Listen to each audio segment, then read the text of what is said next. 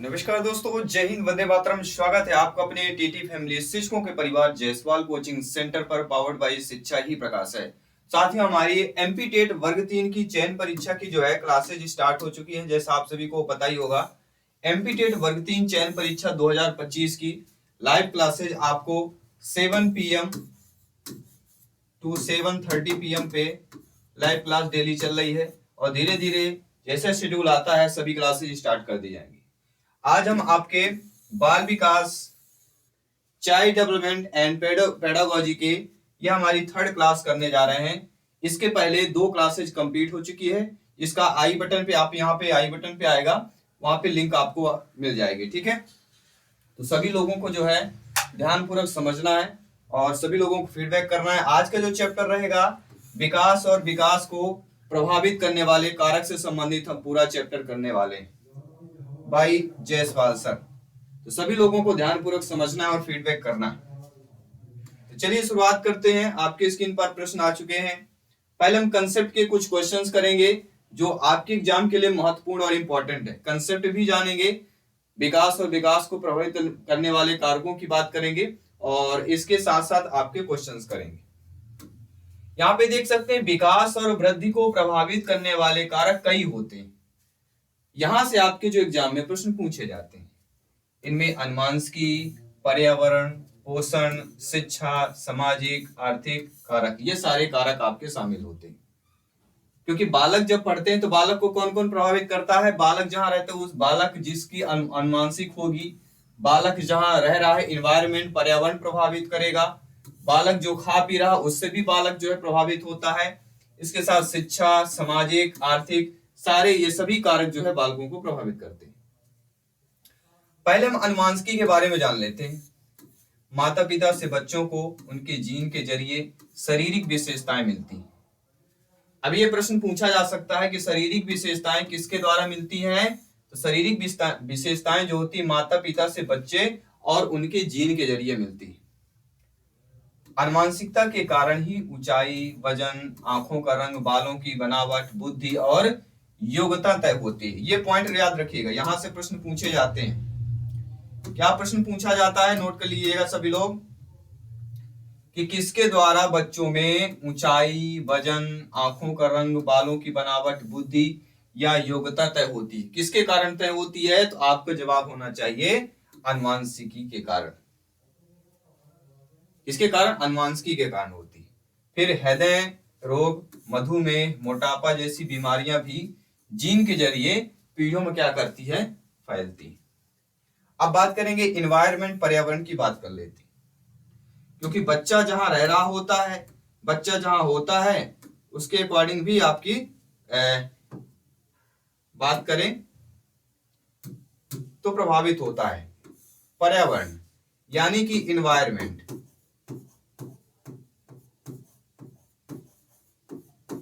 बच्चा जहां रह रहा है, जहां बच्चा पढ़ रहा है, इन्वायरमेंट से बच्चा कैसे प्रभावित होता है? इन्वायरमेंट में जलवायु प्रदूषण, आवास की स्थितियां, संक्रमण और तनाव जैसे बाहरी कारक जो है विकास को क्या करते हैं? प्रभावित करते हैं।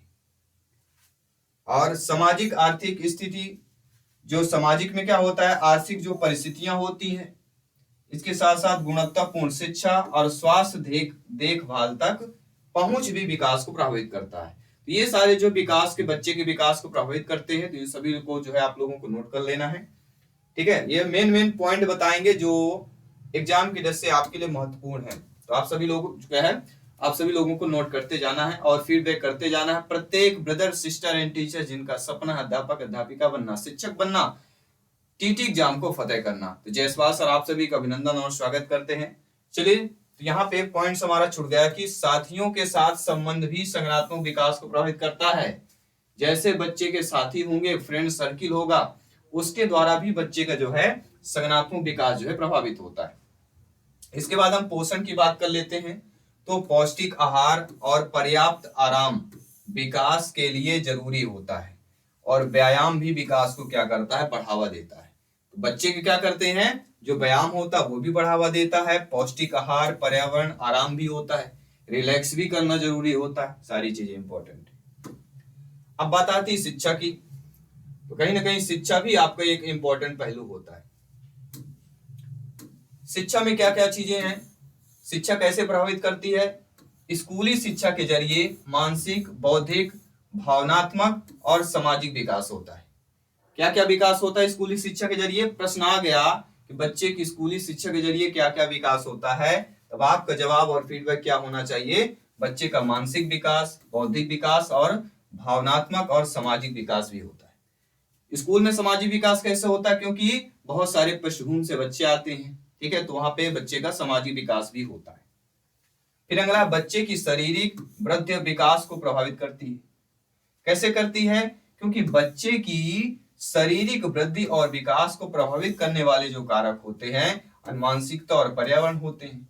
और अनुवांशिकता माता पिता से बच्चों तक उनके जीन के माध्यम से शारीरिक विकास तक होता है। ये शारीरिक विकास जो है तय होता है। ये आपने समझ लिया। इसके बाद जो अगला पॉइंट्स आपको ध्यान से समझना है, जहां से प्रश्न बनते हैं, और इसके बाद हम आपको टॉप 20 क्वेश्चंस करेंगे। कितने क्वेश्चन कर आप लोगों को बताएंगे? टॉप 20 क्वेश्चंस बताएंगे, तो ध्यानपूर्वक समझना और फीडबैक करना है। सभी लोग यहाँ पे समझिए और फीडबैक कीजिएगा। देखिए, बुद्धि के चैप्टर की बात कर लेते हैं। बुद्धि का बालक के विकास पर अधिक एवं महत्वपूर्ण प्रभाव पड़ता है। यदि बालक बुद्धिमान है तो उसमें नवीन प्रक्रियाओं को सीखने की तत्परता दिखाई देती है और परिपक्वता क्या है? शीघ्र आती है। इसके विपरीत मंदबुद्धि बालकों का शारीरिक विकास भले ही हो जाए, किंतु उनके सामाजिक, सामाजिक, नैतिक, मानसिक विकास की गति बहुत धीमी होती है। क्या होती साथियों? बहुत धीमी होती। टर्मन ने बालक के पहली बार चलने तथा बात करने की अवस्था का अध्ययन किया।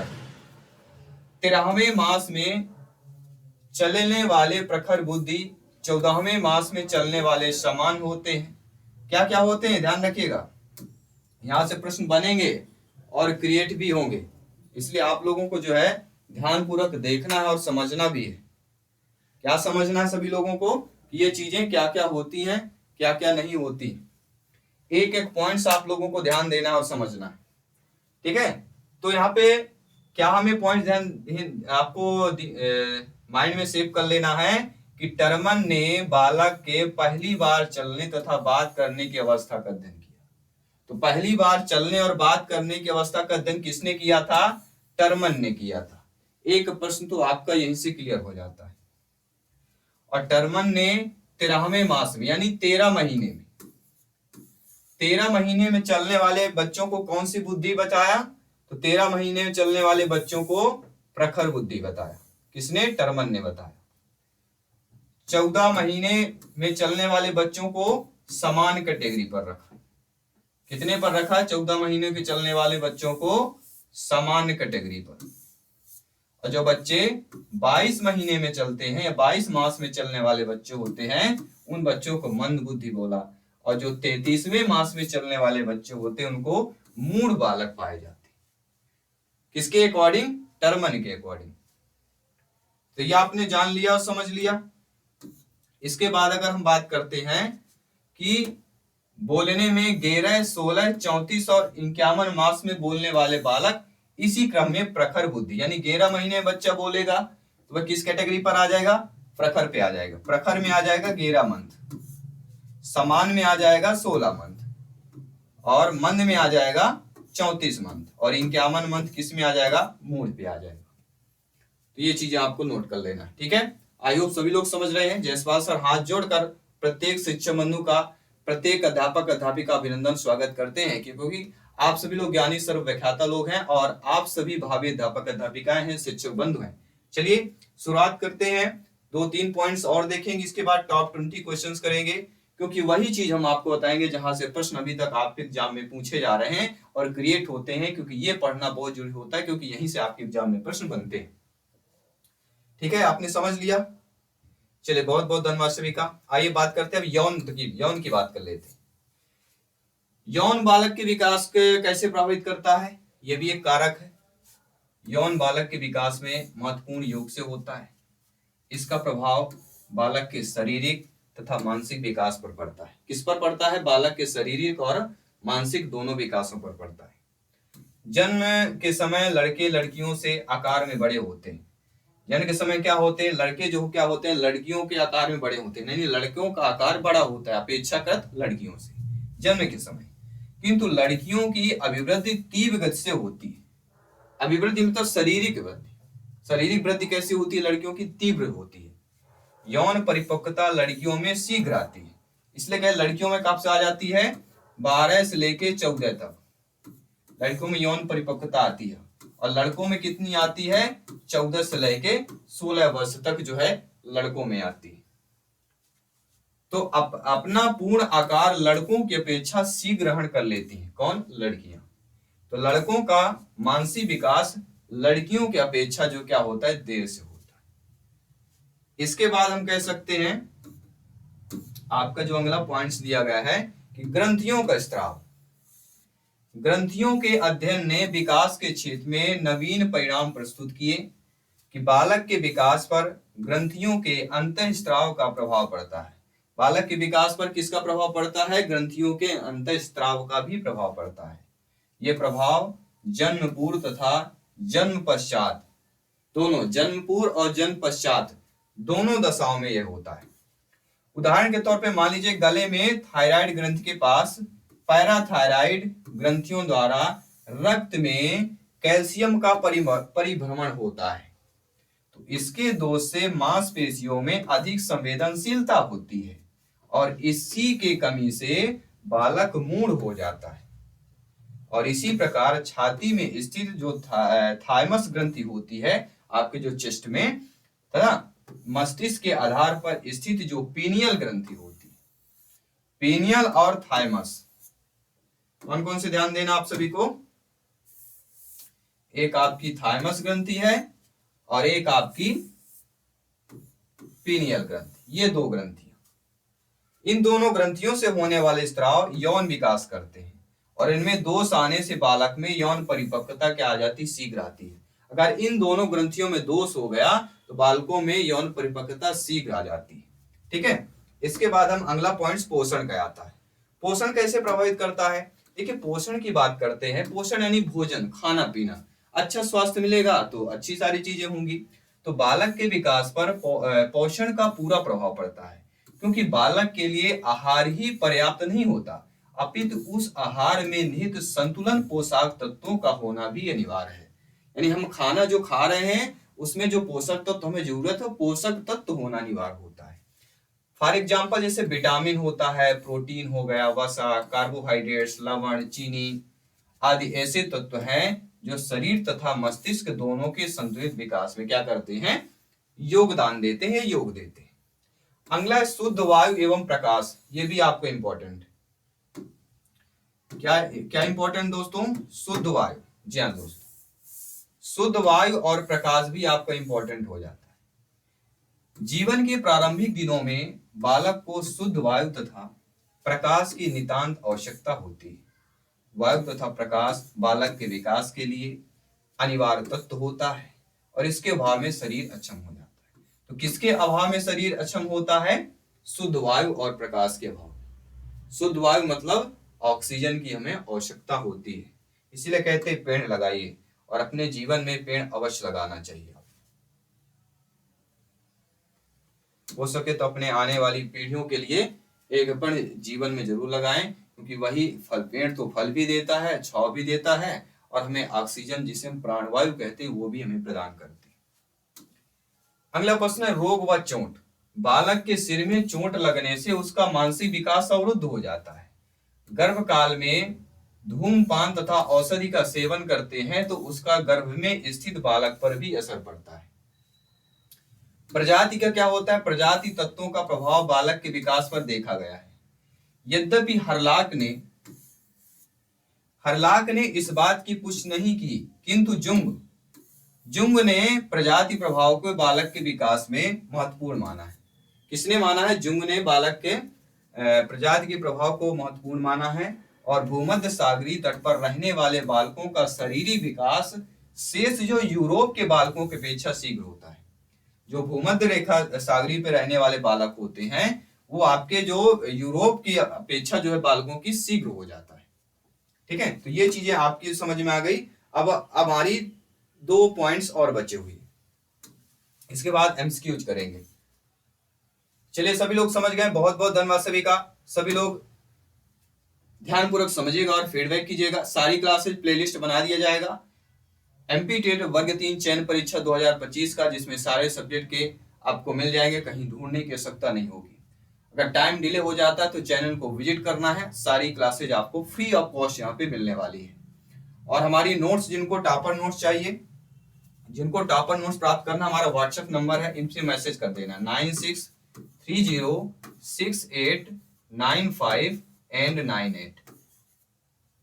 ये हमारा ठीक है संस्था का, कोचिंग सेंटर का नंबर है, यहाँ पे आप मैसेज कर सकते हैं। मैसेज वही करेंगे जिनको जरूरत है। अगला, परिवार में स्थिति कैसे प्रभावित करेगी बालक को? तो बालक का विकास इस बात पर भी निर्भर करता है कि परिवार में उसकी स्थिति क्या है। प्राय ये देखा गया है कि पहला बालक अथवा अंतिम बालक को विशेष लाड़ प्यार में पाला जाता है। पहला और अंतिम, कोई भी चीज हो, पहली चीज क्या होती है, उत्सुकता से आती है, उत्सुकता हमें होती है। और अंतिम चीज क्यों उत्सुकता होती है? क्योंकि इसके बाद नहीं मिलना, तो वो भी एक उत्सुकता होती है। तो पहला और अंतिम याद रखिएगा।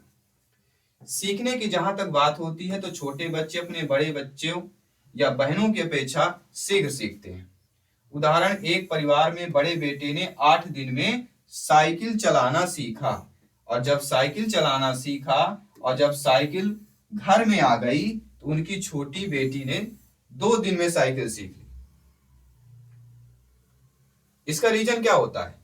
क्योंकि हमारे जहां हम रह रहे हैं, कोई ना कोई हमारा व्यक्ति या रह रहा आसपास, वो पहले सीख चुका होता है। तो वो सीख चुका होता है तो आने वाली जो पीढ़ी या आने वाला जो साथी होगा वह जल्दी सीख जाता है। ठीक है, तो सीखने की बात यहाँ पे हो गई। अब बात आती है आपके क्वेश्चंस की। फटाफट अंदाज में सभी लोगों को क्वेश्चन का कमेंट बॉक्स में आंसर देना है, और इसमें आपको बताना है बाल विकास को प्रभावित करने वाले कारक से संबंधित टॉप 20 क्वेश्चंस करेंगे। और ये टॉप 20 क्वेश्चन वे क्वेश्चंस होंगे जो एग्जाम में पूछे जा रहे हैं, एग्जाम में आ रहे हैं। और ये टॉप 20 क्वेश्चन आपको पता है, इस टॉपिक से आपके 2 नंबर, कभी 3 नंबर पूछ लिया जाता है। कोई टॉपिक निश्चित नहीं होता है, कभी किसी टॉपिक में ज्यादा पूछा जाएगा, कभी किसी टॉपिक में कम पूछा जाएगा।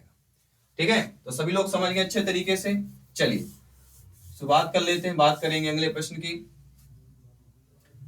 अगला प्रश्न यहाँ पे दिया गया है कि बाल विकास को प्रभावित करने वाले कारकों में वंशानुगत कैसा कारक होता है? Which type of factor is heredity to affect the child development? तो बाल विकास को प्रभावित करने वाले कारकों में वंशानुगत कारक कौन सा होता है? आंतरिक कारक इंटरनल फैक्टर, बाहरी कारक एक्सटर्नल फैक्टर, ए व बी दोनों, both of A and B, A B दोनों नहीं, both A and B not. Right answer चयन कीजिए सभी लोग। देखिए, बाल विकास को प्रभावित करने वाले कारकों में वंशानुगत कारक की बात करें तो वंशानुगत कारक कौन सा होता है? वह आंतरिक कारक कहलाएगा। कौन सा कहलाएगा? इंटरनल फैक्टर कहला जाएगा। ठीक है, सभी लोग समझ गए, बहुत बहुत धन्यवाद सभी का। सभी मित्रों को जय हिंद, वंदे मातरम। साथियों, आपका प्रत्येक कमेंट, फीडबैक सर्वोपरि है, सम्मान है। जायसवाल सर आप सभी का अभिनंदन, स्वागत करते हैं। साथियों, सेकंड क्वेश्चन है, किसी बच्चे का शारीरिक स्वास्थ्य, बुद्धि, संवेगात्मक कारक उसके विकास को किस प्रकार प्रभावित करता है? How does physical health, intelligence, emotional factors affect the child development? सभी बताइएगा, किसी बच्चे का शारीरिक स्वास्थ्य, बुद्धि, संवेगात्मक कारक उसके विकास को किस प्रकार से प्रभावित करते हैं? आंतरिक रूप से करते हैं या बाहरी रूप से करते हैं? 2 प्रकार से यहाँ पे स्टेटमेंट दी गई है। कौन कौन सा स्टेटमेंट दिया गया है? एक आंतरिक और एक बाह्य रूप में। अब आपको बताना केवल पहला कथन सही, यानी केवल आंतरिक है या केवल बाहरी है, या तो कथन ए या कथन 2, या तो कथन 1 या तो कथन 2 सही है। कौन सा होगा? किसी बच्चे का शारीरिक स्वास्थ्य दिया गया है और उसकी बुद्धि और संवेगात्मक कारक उसके विकास को जो है किस प्रकार से प्रभावित करेंगे। क्योंकि विकास और विकास को प्रभावित करने का हालांकि हमारा चैप्टर है, और ये चैप्टर बहुत इंपॉर्टेंट, कभी कभी 4 क्वेश्चन भी पूछ लिए जाते हैं। तो ये चैप्टर को ध्यानपूर्वक समझना है सभी लोगों को। राइट आंसर क्या हो जाएगा यहाँ पे? किसी बच्चे का शारीरिक स्वास्थ्य, बुद्धि, संवेगात्मक कारक उसके विकास को किस प्रभाव से प्रभावित करेंगे? आंतरिक रूप से करेंगे। ठीक है, क्या हो जाएगा यहाँ पे? आंतरिक रूप से कहला जाएगा। ठीक है, चलिए बात कर लेते हैं अगले प्रश्न की।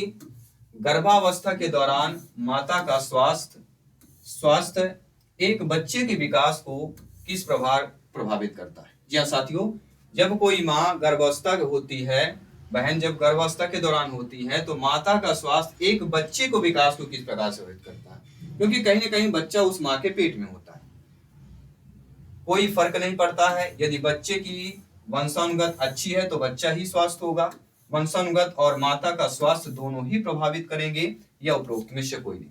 तो कौन सा यहाँ पे सही आंसर होने वाला? सभी लोगों को कमेंट करना और फीडबैक करना है। तो गर्भावस्था के दौरान माता का स्वास्थ्य एक बच्चे के विकास को किस प्रकार से जो प्रभावित करता है, तो कहीं ना कहीं उस बच्चे के विकास को अगर देखा जाए, सभी लोग बताइए कमेंट बॉक्स में। राइट आंसर क्या होगा? वंशानुगत और माता का स्वास्थ्य दोनों ही प्रभावित करेंगे। क्या करेंगे?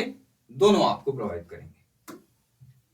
अगला क्वेश्चन है बहुत इंपॉर्टेंट, ये भी क्वेश्चन है, ये 1 नंबर क्वेश्चन है, संभावित क्वेश्चन है, ध्यान पूर्वक समझिएगा। 1 नंबर पक्का करना है, क्वेश्चन को अच्छे समझिएगा।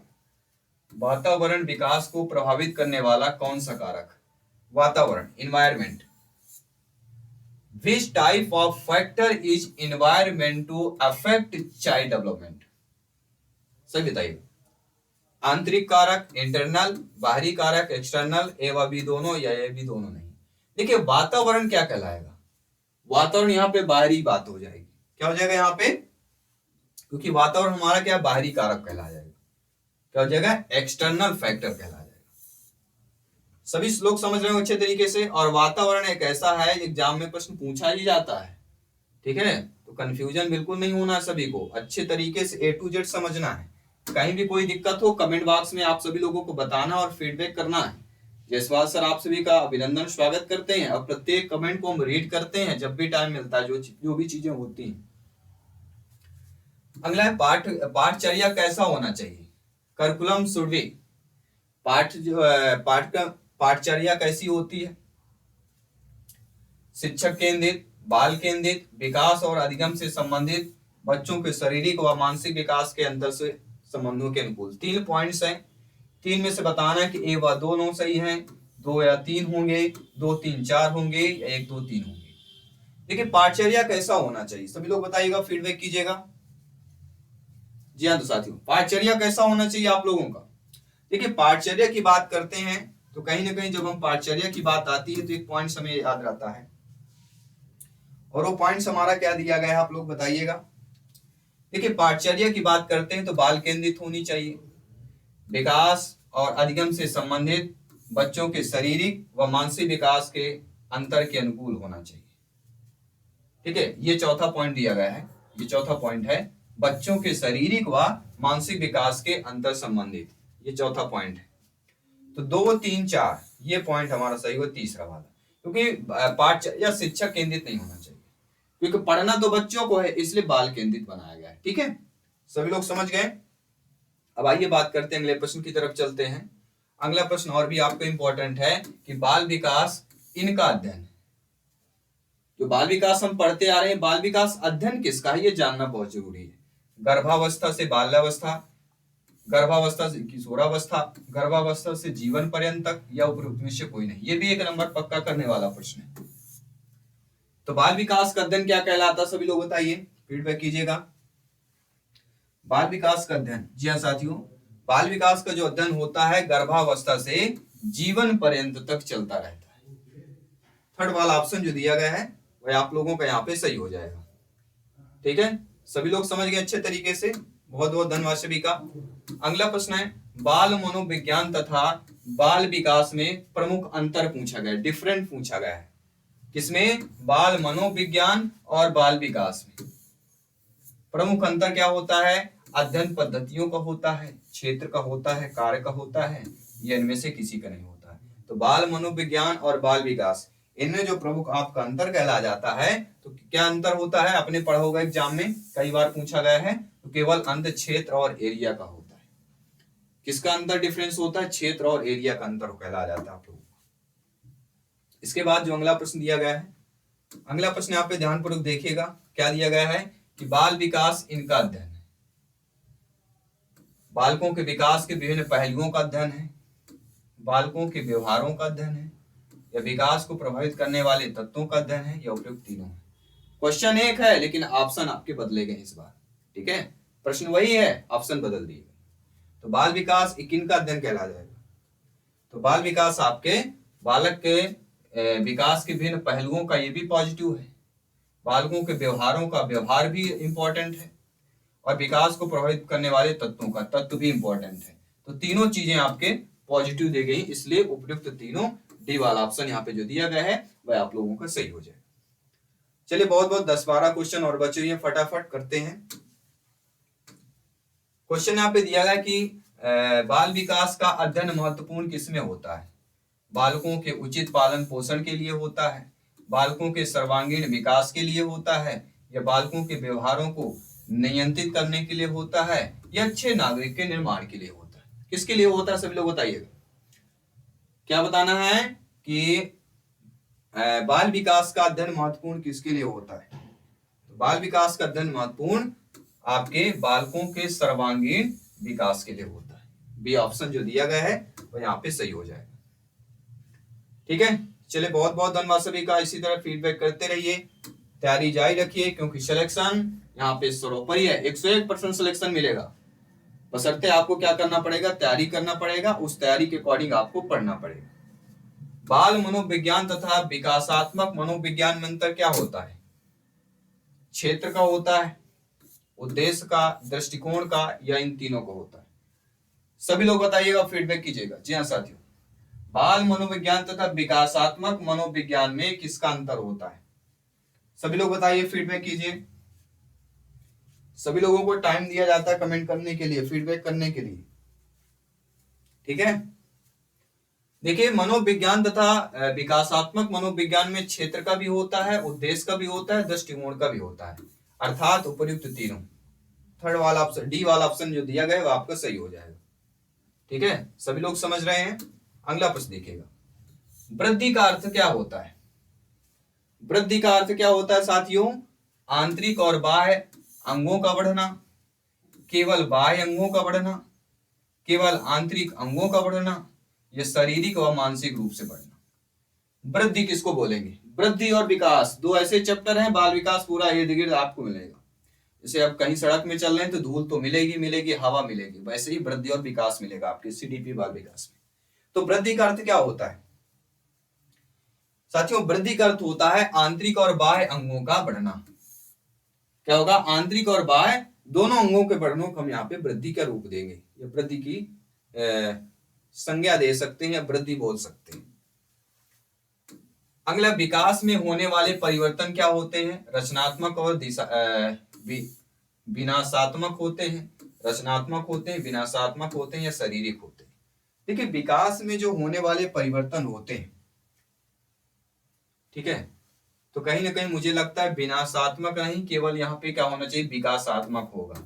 मिसप्रिंट हुआ है, ठीक है, यहाँ सभी लोग नोट कर लीजिएगा, ये आपका विकासात्मक होगा, और यहां पर भी आपका ये विकासात्मक हो जाएगा। ठीक है, तो विकास में होने वाले परिवर्तन रचनात्मक और विकासात्मक दोनों रूप में होते हैं। पहला ऑप्शन सही हो जाएगा। तो मिसप्रिंट भी होता है, ऐसी चीजें नहीं है, पढ़ने पर ही क्लियर हो जाता है। ऑप्शन देखकर ही आप लोगों के आंसर बता देंगे आप लोग। ठीक है ना? विकास के क्षेत्र क्या क्या होते हैं? शारीरिक, मानसिक, सामाजिक, या तीनों होते हैं। तो विकास के क्षेत्र आपको बताना सभी लोगों को। ठीक है, चलिए विकास के क्षेत्र बताइए, कौन कौन से आपके विकास के क्षेत्र होते हैं। देखिए, विकास की बात आती है, अगर वृद्धि की बात होती तो शारीरिक होती। अगर वृद्धि दिया होता तो आप शारीरिक वर्क करते, लेकिन विकास जो होता है, विकास आपका शारीरिक, मानसिक और सामाजिक तीनों रूपों में होता है। इसलिए जो डी ऑप्शन दिया गया है वह आप लोगों का यहाँ पे सही हो जाएगा। चलिए अगला प्रश्न देख लेते हैं। अगला प्रश्न बहुत ही प्यारा सा प्रश्न है, क्योंकि हरलाक महोदय जी का प्रश्न आपके एग्जाम में पूछा ही जाता है। ठीक है, तो हरलाक के अनुसार शैशवावस्था क्या होगी भैया? जन्म से 2 वर्ष, यानी 0 से लेके 2 वर्ष तक होगी, जन्म से लेके 2 सप्ताह, 0 से लेके 2 सप्ताह है, यहाँ पे लिख सकते हैं 2 सप्ताह है, या आपके गर्भाधान से 2 सप्ताह है, या गर्भाधान से 2 वर्ष। सभी लोग बताइए हरलाख के अनुसार सहसावस्था क्या होगी? तो हरलाख के अनुसार जो सहसावस्था कहलाती है, सभी लोग बताइएगा। इसके आंसर आप लोग कमेंट करके बताइए। चलिए इसके आंसर आप लोग बताइएगा, ठीक है। चलिए कमेंट कीजिए सभी लोग। हरलाख के अनुसार सहसावस्था की एज बताना सभी लोगों को। इस क्वेश्चन के आंसर मैं नहीं बताऊंगा, इसका आंसर आपको कमेंट करके बताना है। विकास की प्रक्रिया के मुख्य रूप कौन कौन से होते हैं? आकार व अनुपात में परिवर्तन, पुरानी रूपरेखा में परिवर्तन, नए गुणों की प्राप्ति, या उपयुक्त तीनों होंगे। विकास की प्रक्रिया में मुख्य रूप क्या क्या होता है? तो विकास की प्रक्रिया में मुख्य रूप आकार अनुपात में परिवर्तन भी होता है, क्योंकि विकास शब्द दिया गया है। अगर वृद्धि शब्द दिया जाए तो समझिएगा एक होगा, और विकास कई पक्षों में होते हैं, कई पार्टों में होता है। विकास में आकार अनुपात भी आएगा, पुरानी रूपरेखा भी आ सकती है, नए गुण होंगे वो भी आ सकता है, तीनों हो जाएगा। ठीक है ना, तीनों ऑप्शन सही है। 5 क्वेश्चन और बचे हुए हैं, चलिए फटाफट करते हैं। सहसावस्था कौन क्या होगी? समायोजन की अवस्था कहलाएगी, आत्मनिर्भरता की अवस्था कहलाएगी, समस्या की अवस्था कहलाएगी, या आपकी अनुकरण की अवस्था कहलाएगी। तो सहसावस्था को हम क्या रूप दे सकते हैं, क्या नाम दे सकते हैं? सहसावस्था मतलब कहीं ना कहीं समायोजन की अवस्था कहलाए, क्योंकि समायोजन एक सहसावस्था में बच्चा आत्मनिर्भर कैसे बन पाएगा? बच्चा उतना सोच समझ में, उतना एज उसकी नहीं होती कि वो सोच समझ जाए। समस्या की अवस्था, बच्चों में समस्या का उतना होता नहीं। देखिए समस्या की बात मानेंगे, लेकिन समायोजन करना पड़ता है बच्चे, ठीक है। क्या सही है सभी लोगों को? कुछ लोग अनुकरण भी करेंगे कि बच्चा अनुकरण करके सीखता है। चलिए आइए बात कर लेते हैं अगले प्रश्न की।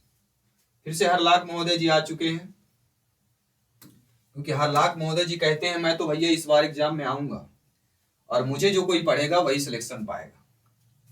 तो हरलाख के अनुसार बचपनावस्था की आयु पूछा गया है। बचपन की अवस्था की आयु बताना है। 2 से 5 वर्ष, 2 से सप्ताह से 2 वर्ष, 2 से 3 वर्ष, या 2 सप्ताह से 1 वर्ष। तो हरलाख के अनुसार बचपन की अवस्था बताइए। तो हरलाख के अनुसार बचपन की अवस्था 2 सप्ताह से 2 वर्ष तक मानी गई। ठीक है, सभी लोग समझ गए अच्छे तरीके से? बहुत बहुत धन्यवाद सभी का। चलिए आइए बात कर लेते हैं अगले प्रश्न की। अगला प्रश्न है पूर्व बाल्यावस्था को क्या नाम देंगे? पूर्व बाल्यावस्था को पराधीनता की अवस्था बोलेंगे, पूर्व शालेय अवस्था बोलेंगे, संवेदनशीलता की अवस्था बोलेंगे, या खतरनाक अवस्था बोलेंगे। तो पूर्व बाल्यावस्था को क्या क्या बोला जाता है? तो पूर्व बाल्यावस्था को क्या बोलते हैं? पूर्व शालेय अवस्था। क्या बोला जाता है? पूर्व शालेय अवस्था बोला जाता है। और सभी ऑप्शनों में से देखिएगा आप लोग, अलग ही ऑप्शन दिया गया था, यह भी हमें देखना है। किशोरावस्था वह अवस्था है जो लगभग होती है 2 से 20 वर्ष, 3 से 2 वर्ष, 6 से 8 वर्ष, या 2 से 8 वर्ष। तो किशोरावस्था की अवधि पूछी जा रही है। किशोरावस्था क्या होगी सभी लोग बताइए? किशोरावस्था, जी हाँ,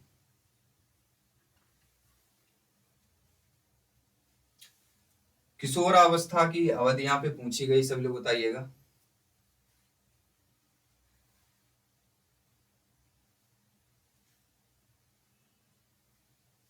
सभी लोग कमेंट करके बताइए। इसका भी आंसर आपको कमेंट करके बताना है। बहुत इजीली क्वेश्चन है, इतना तो आप लोगों को कमेंट करना पड़ेगा, ठीक है ना। 2 वर्ष के अंत तक बच्चों के कितने दांत निकल आते हैं? 10 दांत, 15 दांत, 20 दांत, या 24 दांत? 2 वर्ष के अंत तक बच्चों में कितने दांत निकल आते हैं? सभी लोग बताइए। तो मुझे लगता है दूध के दांत 20 दांत, 20 दांत निकल आते हैं मेरे ख्याल से। आपके अकॉर्डिंग क्या होना चाहिए? सभी लोग बताइए। चलिए लास्ट मॉक क्वेश्चन दे रहे हैं आपको, इसका आंसर आपको सोचकर समझकर कमेंट बॉक्स में बताना है।